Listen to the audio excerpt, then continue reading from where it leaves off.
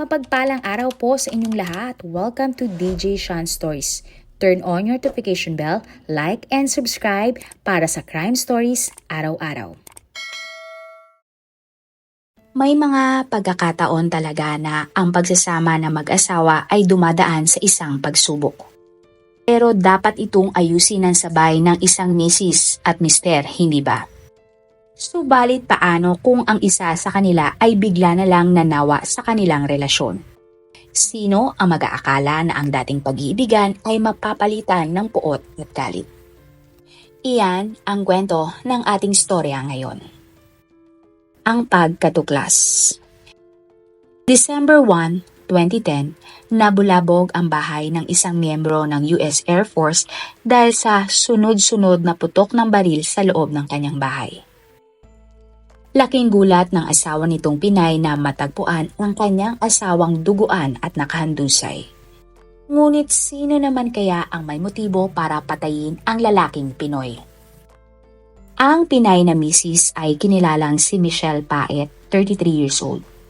Si Michelle ay lumaki sa bansang Guam. Siya ay high school pa lamang nang makilala niya ang lalaking si Nathan Joseph Villagomez Paet, 28 years old. Si Nathan naman ay ipinanganak sa Guam noong February 12, 1982. Siya ay may dalawang kapatid na lalaki at isang kapatid na babae. Hilig ni Nathan ang mag-swimming at magkaroon din ng interes sa surfing. Naging mabuti ang pagkakaibigan ng dalawa. Kalaunan nagkaroon ng relasyon ang dalawang Pinoy na si Michelle at Nathan. Naging masaya naman ang kanilang pagsasama. Marami nga ang humanga sa kanila at tinitingala ang halos perpekto nilang relasyon. Taong 2000 nang mag-propose si Nathan kay Michelle. Excited at masaya namang sumagot ng oo ang Pinay. Taong 2002 nang magdesisyon si Nathan na sumali sa United States Air Force. Si Nathan ay napasama sa pakikipaglaban ng mga sundalo ng may gera noon sa Iraq.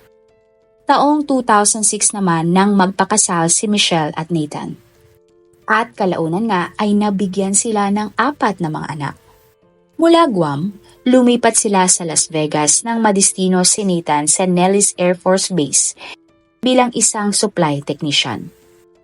Sa Amerika, bumili si Nathan ng isang bahay kung saan sila tumirang pamilya. Makikita si Nathan na nagsusumikap siya upang magkaroon ng magandang buhay para sa kanyang pamilya. Pag walang trabaho si Nathan, nagsasilent siya bilang isang security guard. At kahit pa ganun, hindi pa din sapat ang sinasahod ni Nathan para sa lahat ng kanilang gastusin. Si Michelle naman ay nagtatrabaho sa isang telemarketing company.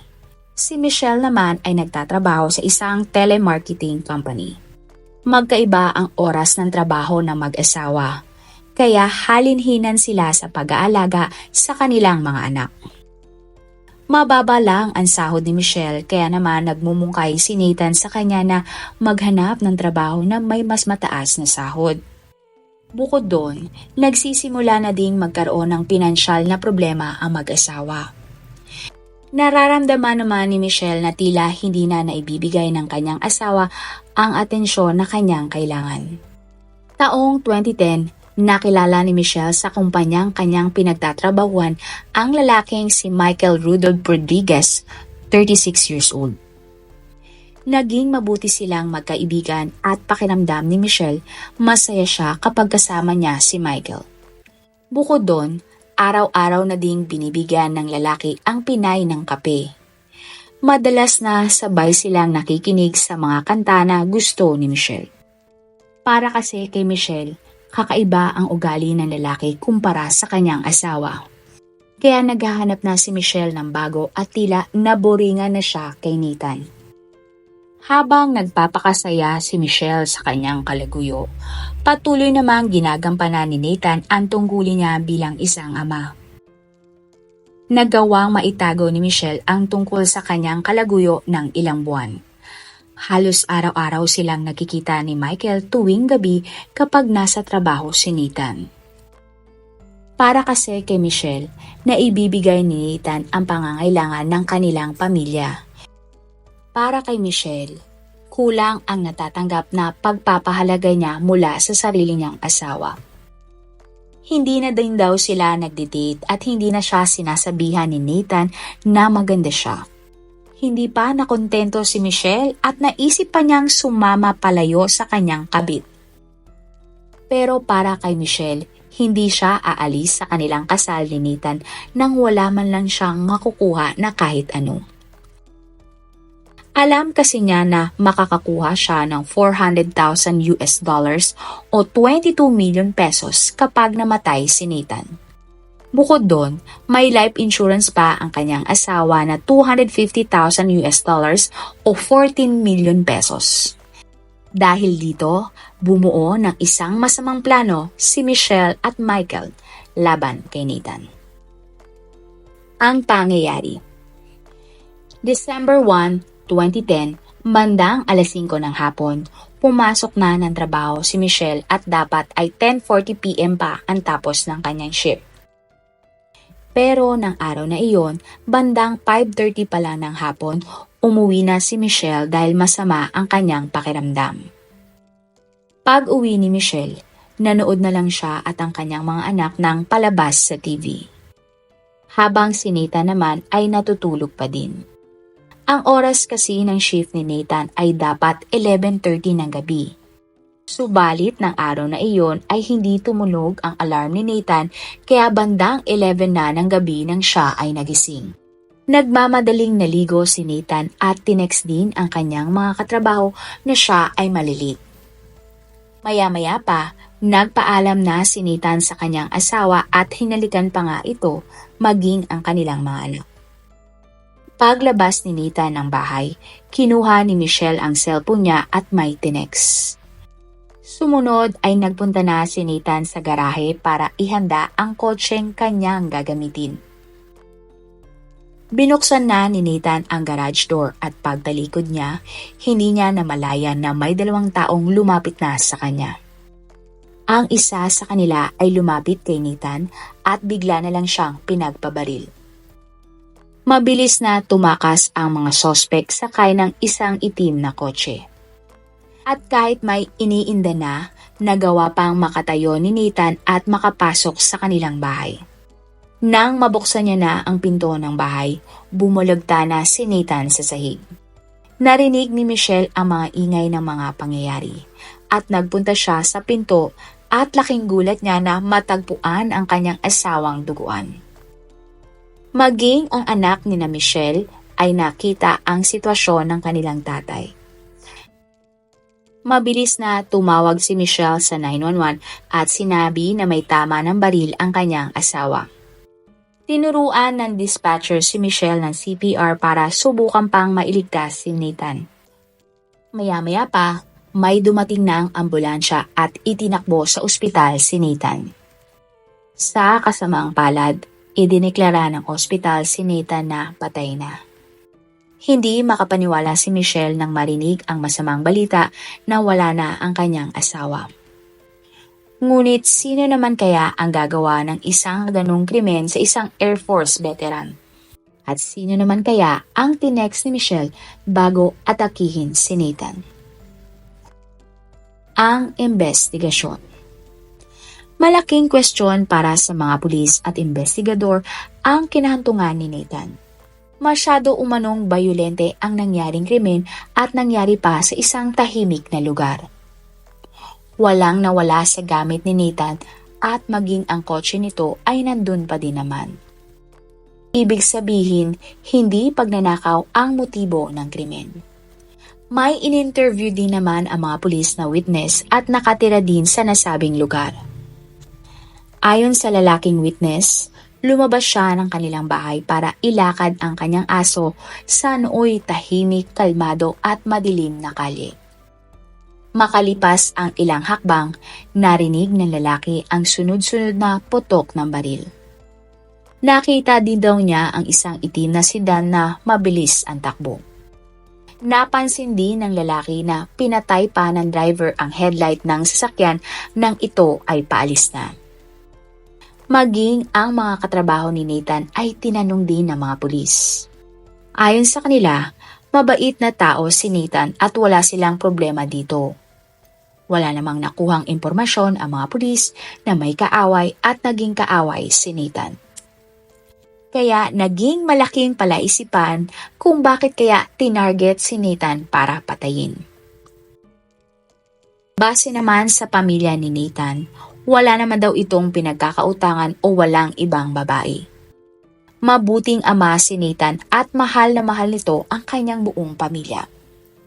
Kinuhana naman ng statement ng mga pulis si Michelle kung ano ba ang nangyari ng gabi ng krimen. Ayon kay Michelle, bigla na lang siyang may narinig na 2 putok ng baril. Hindi daw agad siya lumabas ng bahay dahil natakot ang kanyang mga anak sa kanilang narinig. Maya-maya pa, narinig ni Michelle na may nagbukas ng pinto sa garahe at doon na niya nakita ang asawang si Nathan na nakahandusay. Tinanong naman ng mga pulis si Michelle kung may problema ba sila ng kanyang asawa. Sumagot naman ang Pinay na bukod sa financial problems, maayos ang kanilang pagsasama ni Nathan. Sunod ay tinanong si Michelle ng mga pulis kung may kakilala ba siyang nagmamay-ari ng isang itim na sedan. Sumagot din siya at sinabing ganon ang kotse ng kanyang katrabahong si Michael. Chinek din ng mga pulis ang cellphone ni Nathan at Michelle. Sa cellphone ni Nathan, wala silang nakita o kahina-hinalang may mali itong ginagawa. Subalit sa cellphone ni Michelle, may kakaiba silang nadiskubre. Bago ang krimen, ka-text pala ni Michelle ang kanyang katrabahong si Michael. Naintriga naman ng mga pulis at naisip nila na kailangan pa nilang mag-imbestiga sa kung ano ba ang totoong relasyon ni Michelle at Michael. Kaya naman itinuon ng mga pulis ang kanilang atensyon kay Michael. Dahil sa record, nalaman nilang 2 beses na palang nakulong ang lalaki para sa kasong attempted perjury noong 2007 at 2008. Nakumpirma din nila na nagmamay-ari si Michael ng isang itim na sedan. Voluntaryong nagtungo si Michael sa police station at itinanggi nitong may relasyon siya kay Michelle. Meron daw siyang alibay ng gabi na mangyari ang krimen. Ayon kay Michael, may kasama siyang babae ng araw na iyon. Ang babae ay pangalanan na lang nating Shane at nakilala daw ito ni Michael sa isang kasino. Dagdag pa ni Michael, magmula ng 10:00 ng gabi kasama niya na si Shane sa isang hotel. Pero hindi naniniwala ang mga pulis sa salaysay ni Michael kaya hinanap nila ang babaeng tinutukoy nito. Makalipas ang 1 araw, in-interview na ng mga pulis si Shane. Sinabi nga niya na kasama niya si Michael at bandang 11:30 ng gabi nang sila ay nag-check-in sa isang motel.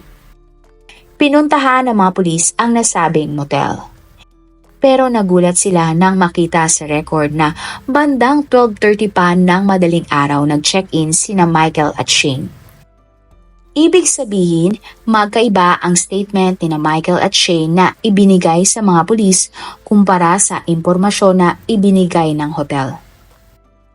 Sa kabilang banda naman, ibiniyahe na ang labi ni Nathan sa Guam kung saan siya inihatid sa kanyang huling hantungan. Hindi makapaniwala ang mga kapatid ni Nathan sa nangyari sa kanila at ang nakakalungkot, magsasama-sama silang muli dahil lang sa masamang nangyari kay Nathan. Ang buong pamilya Pait ay sumisigaw ng hustisya at nananawagan na agad madakip ang may sala sa pagkawala ni Nathan. December 7, 2010, muling pinapunta ng mga pulis si Michelle sa police station.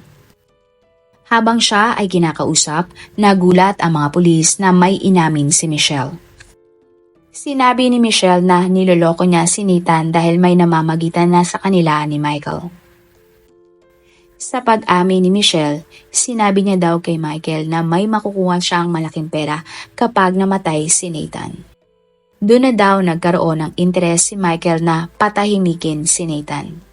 Nanghihingi din umano si Michael ng kanyang parte sa pera kaya pinangakuan niya si Michael ng $150,000 o 8.4 million pesos kapag napatay niya si Nathan. Lahat ng impormasyon tungkol sa kanilang plano laban kay Nathan ay inilahad ni Michelle sa mga pulis. Pinakawala ng mga pulis si Michelle at hindi muna siya inaresto. Doon na na-realize ni Michelle na siya ay minanipula lang pala ni Michael. Lahat ng sinabi ni Michael ay ginawa ni Michelle. Matapos nito, na-admit pa nga si Michelle sa isang psychiatric ward dahil nagkaroon ito ng breakdown nang umamin siya sa krimen. Muling pinatawag ng mga pulis si Michael para komprontahin siya tungkol sa inamin ni Michelle. Subalit sinabi ni Michael na hindi siya ang may plano ng lahat kundi si Corey Hawkins o Carlo, 33 years old. Si Carlo ay nakilala ni Michael nung sila ay parehong nakakulong. Dagdag pa ni Michael, kasabwat pa nga ni Carlo ang girlfriend nitong si Jessica Austin na 23 years old. Ayon din kay Michael, si Jessica umano ang kumausap kay Shane para siya ang magsilbing alibi ni Michael. Sinabi ni na Jessica kay Shane na ang papatayin ni na Michael ay isang masamang taong nagbebenta ng ipinagbabawal na gamot. Pumayag naman si Shane kapalit ng malaking pera. Ang pagkaaresto. Hindi naniniwala ang mga pulis na ang itinuturo na mastermind ni Michael ay si Carlo. Kaya naman ng December 8, 2010, inaresto na si Michael at kinasuhan ng suspicion of murder with a deadly weapon, conspiracy to commit murder at conspiracy to commit burglary. Hinanap naman ng mga pulis sina Carlo at Jessica. Kalaunan, sila ay inaresto at kinasuhan si Carlo ng mga kasong katulad kay Michael. Si Jessica naman ay kinasuhan ng conspiracy to commit murder. December 9, 2010, inaresto ng mga pulis si Michelle para sa mga kasong suspicion of murder with a deadly weapon, conspiracy to commit murder at conspiracy to commit burglary. Sa interogasyon ng mga pulis kay Michelle, sinabi niya na 2 buwan na nilang pinagpaplanuhan ni Michael ang pagpatay kay Nathan. Si Michelle din ang nag-off ng cellphone ni Nathan para hindi tumunog ang kanyang alarm. Nang mga oras na iyon, nasa labas na si Michael kasama ang lalaking si Carlo. Ilang linggo bago ang krimen, inalok ni Michael si Carlo para tulungan siya sa gagawing masama kay Nathan. Pinangakuan ni Michael si Carlo ng pera kapalit ng kanyang partisipasyon sa krimen. Muli namang pinuntahan ng mga pulis si Shane. Umamin naman ang babae na pinakiusapan lang siya ng magsinungaling kapalit ng pera. Kinuwento din ni Shane ang lahat ng nalalaman niya tungkol sa krimen. Ayon kay Shane, noong gabi ng December 1, 2010, siya ay nasa apartment ni na Jessica at Carlo. Makalipas ang ilang oras, umuwi na daw sina Michael at Carlo. Pag-uwi nila, agad na nagpalit ng damit ang dalawa at sinunog ang kanilang suot na mga damit. Pagkatapos, narinig na lang daw ni Shane si Michael at sinabing sila ay aalis na. Sumunod naman si Shane at nang nakasakay na sila ng kotse, agad na nag-drive ito papunta sa isang motel. Hindi naman inaresto si Shane dahil para sa mga pulis, wala siyang direktang partisipasyon sa mismong pagpatay kay Nathan at naging cooperative naman siya sa investigasyon.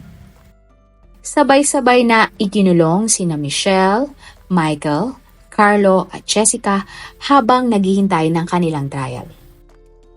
Ang trial ng kaso. September 2015, nagsimula ang trial ni Michael. Halos 5 taon matapos ang krimen, nag-plead siya ng not guilty sa mga kaso laban sa kanya. Ayon kasi sa kanya, wala siyang kinalaman sa krimen at wala naman siyang makukuha kung papatayin niya si Nathan. Subalit ng sumunod na trial, nag-plead si Michael ng guilty at ang kapalit nito ay hindi siya mahahatulan ng bitay. Si Michael ay hinatulan na lamang ng habang buhay na pagkakakulong at wala ng posibilidad ng parol.